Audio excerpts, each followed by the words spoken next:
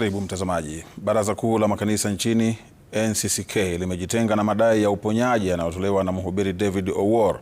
Kulingana na baraza hilo, hakuna mhubiri mmoja mwenye mamlaka ya uponyaji, likiwatahadharisha Wakenya dhidi ya kudanganywa.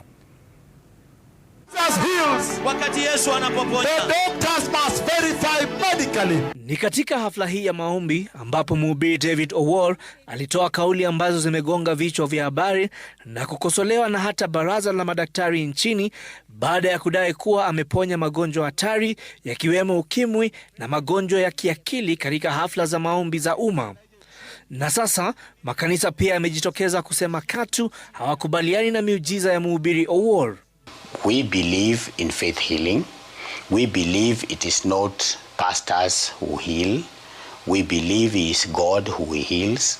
And we believe that God also chooses who he heals at a particular time. So nobody should deprive people of going to the known medical solutions for their health.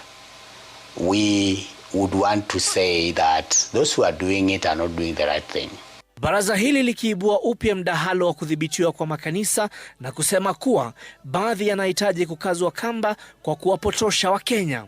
We know that there are some churches that have formed and are not under any regulatory body.